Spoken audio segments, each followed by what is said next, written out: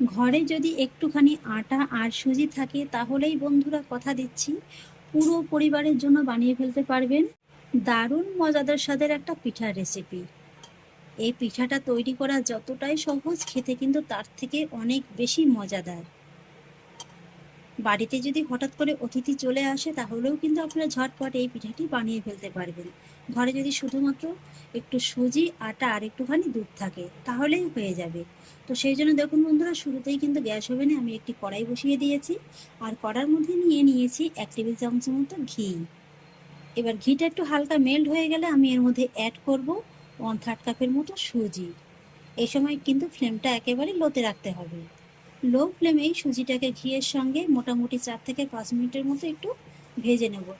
এতে করে কি হবে, সুজির মধ্যে যে একটা কাঁচা গন্ধ আছে সেটা কিন্তু ভালোভাবে চলে যাবে আর পিঠার মধ্যেও কিন্তু ঘিয়ের একটা দারুণ ফ্লেভার পাওয়া যাবে। এবার আমি আপনাদের প্রায় 4 থেকে 5 মিনিট বাদে দেখিয়ে দিচ্ছি। সুজিটা দেখুন খুব সুন্দরভাবে কিন্তু ভাজা হয়ে গেছে, অথচ কালারটা কিন্তু একদমই চেঞ্জ হয়নি। ঠিক এইভাবেই কিন্তু সুজিটাকে ভেজে নিতে হবে। আর সুজিটা ভাজা হয়ে যাওয়ার পরে কিন্তু খুব সুন্দর একটা গন্ধ বেরোবে। আর এইভাবে যখন সুজিটা ভালোভাবে ভাজা হয়ে যাবে তখনই কিন্তু এর মধ্যে অ্যাড করতে হবে 2 কাপের মতো লিকুইড দুধ। এখানে দুধটাকে আমি আগে জাল করে ভালোভাবে ঠান্ডা করে নিয়েছি।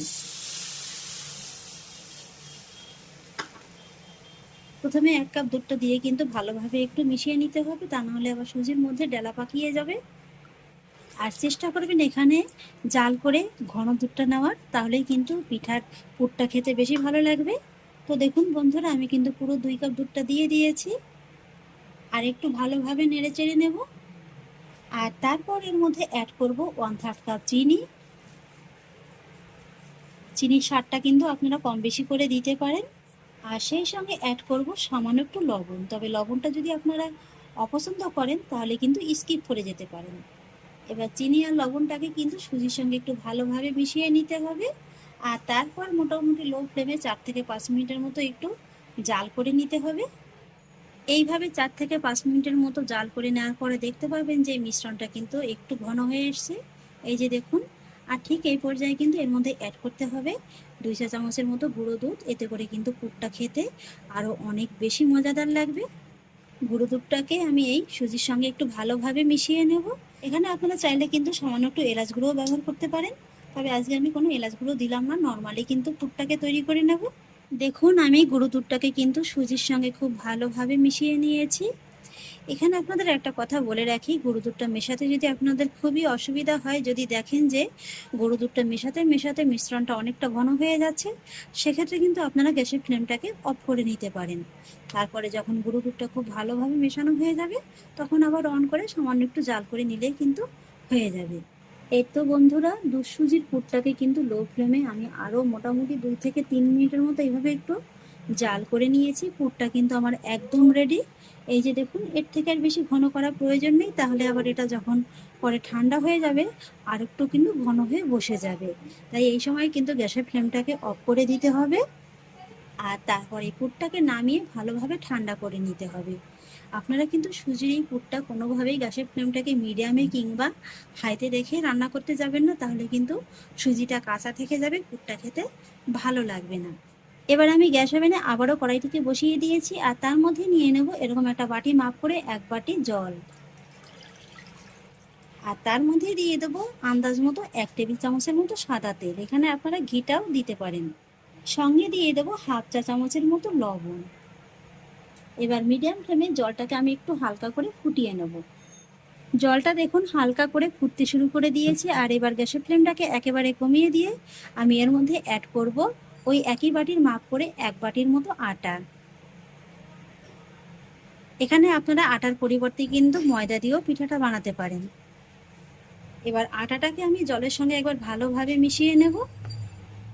আর আটাটা কিন্তু জলের সঙ্গে মেশাতে মেশাতেই আপনারা দেখতে পাবেন এটা খুব সুন্দরভাবে একটা ডোয়ের মতো হতে শুরু করে দিয়েছে।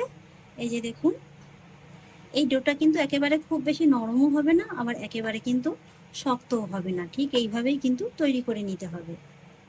এই তো বন্ধুরা, ডোটিকে কিন্তু আমি খুব সুন্দর করে রান্না করে নিয়েছি। এই যে দেখুন, একটা জায়গায় কিন্তু ডোটা খুব সুন্দরভাবে জড়ো হতে শুরু করে দিয়েছে আর কড়ার গাটাও কিন্তু খুব ভালোভাবে ছেড়ে দিয়েছে। তবু আপনাদের বোঝার সুবিধার্থে আরেকটু দেখিয়ে দিচ্ছি। এইভাবে হাতে সামান্য একটু নিয়ে নেবেন। যদি দেখেন যে হাতে খুব সহজেই একেবারে গোল পাকিয়ে যাচ্ছে, তাহলেই বুঝবেন যে ডোটা একদম পারফেক্টভাবে তৈরি হয়েছে। এবার আমি ডোটাকে নামিয়ে নেব, তারপরে হালকা করে একটু ঠান্ডা করে নেব। আমি ডোটিকে সরাসরি কিচেন টেবিলে করে নিয়ে নিলাম। আর এবার আমি এই ডোটিকে হালকা গরম থাকতে থাকতেই কিন্তু একটু ভালোভাবে মেখে নেব। যদি দেখেন যে হাতে সামান্য একটু লেগে লেগে যাচ্ছে, সেক্ষেত্রে কিন্তু সামান্য একটু আটা আপনারা ছড়িয়ে দিতে পারেন। আর তারপরে কিন্তু ভালোভাবে মেখে নিতে হবে। এই তো দেখুন বন্ধুরা, ডোটিকে কিন্তু আমি খুব সুন্দরভাবে একদম মেখে নিয়েছি। আর এবার আমি এই ডোটিকে এইভাবে দুটো ভাগে ভাগ করে নেব। একটা ভাগ এইভাবে একটু হাতের সাহায্যে গোল করে নেব। আর তারপর এই লেচিটার উপরে সামান্য একটু আটা ছড়িয়ে দিয়ে লেচিটাকে আমি খুব ভালোভাবে বেলে নেব।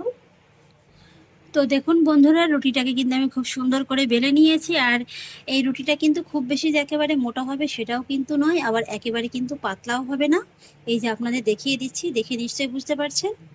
আর এদিকে দেখুন, আমি যে সুজির পুরটা রান্না করে রেখেছিলাম, পুরটাও কিন্তু খুব ভালোভাবে একদম ঠান্ডা হয়ে গেছে। এবার আমি এই পুরটা থেকে এইভাবে অল্প একটু করে নিয়ে নেব। আর তারপরে এই যে রুটিটা আমি বেলে রেখেছি, রুটিটার উপর থেকে এইভাবে একটু দিয়ে দেব। আর তারপরে রুটিটাকে ধরে এইভাবে একটু ভাঁজ করে নেব।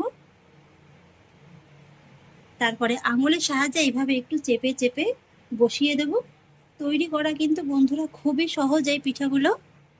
খুব সহজেই দেখুন আমি আঙুল দিয়ে কিন্তু এইভাবে একটু চেপে চেপে বসিয়ে নিয়েছি। আর এবার দেখুন বন্ধুরা, এখানে আমি নিয়ে নিয়েছি এরকম একটা স্টিলের বাটি। এইভাবে কিন্তু বাটির সাহায্যে আমি পিঠাটিকে খুব ভালোভাবে একদম কেটে নেব।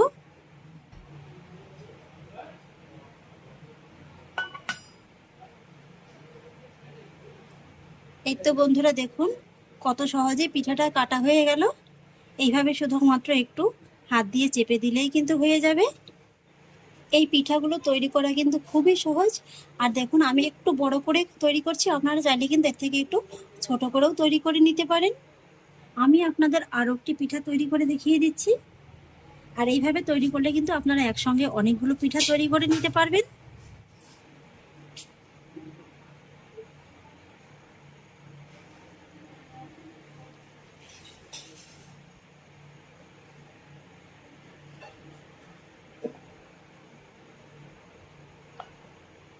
আমার আরও একটি পিঠা তৈরি করা হয়ে গেল। আর এইভাবেই কিন্তু আমি সবগুলো পিঠা তৈরি করে নেব।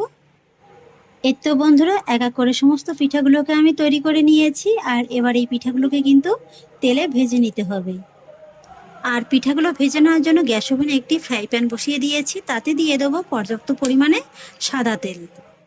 তেলটা ভালোভাবে গরম হয়ে গেছে। আর এবার গ্যাসের আঁচটাকে একেবারে কমিয়ে রেখে একটা একটা করে পিঠা আমি এই গরম তেলের মধ্যে ছেড়ে দেব। আর তারপর আঁচটাকে কমিয়ে রেখেই কিন্তু পিঠাগুলোকে একটু ভালোভাবে ভেজে নিতে হবে। পিঠাগুলোর উপর থেকে এইভাবে হালকা করে একটু তেলটাকে ছড়িয়ে দিতে হবে। এতে করে পিঠাগুলো সব দিকে একদম সমানভাবে ভাজা হয়ে যাবে। আর তারপর পিঠাগুলো যখন একটা পাশে একটু হালকা করে শক্ত হয়ে যাবে, তখন কিন্তু এই পিঠাগুলোকে এইভাবে উল্টে দিতে হবে। তারপরে অপর পাশটাও আবার একই রকমভাবে একটু শক্ত হয়ে গেলে আবারও কিন্তু পিঠাগুলোকে উল্টে দিতে হবে। আর এই পিঠাগুলো কিন্তু কোনোভাবেই গ্যাসের আঁচটাকে বাড়িয়ে দিয়ে ভাজা যাবে না, তাহলে কিন্তু পিঠাগুলো একদম ফেটে যাবে। তাই তেলটাকে একটু ভালোভাবে গরম করে নিয়ে আঁচটাকে একেবারে কমিয়ে দিয়ে কিন্তু আপনারা পিঠাগুলোকে ভেজে নেবেন। এই তো বন্ধুরা, পিঠাগুলোকে আমি খুব সুন্দর করে ভেজে নিয়েছি। আর পিঠাগুলোকে আমি একটু নরম করে ভেজেছি, আপনারা চাইলে কিন্তু একটু কড়া করেও ভেজে নিতে পারেন।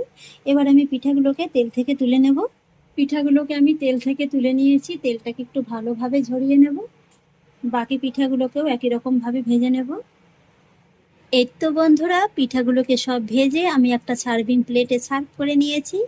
আর দেখার একটু সৌন্দর্যের জন্য উপর থেকে ছড়িয়ে দিয়েছি সামান্য একটু পেস্তা বাদাম কুচি। দেখতে দেখুন কতটা আকর্ষণীয় লাগছে।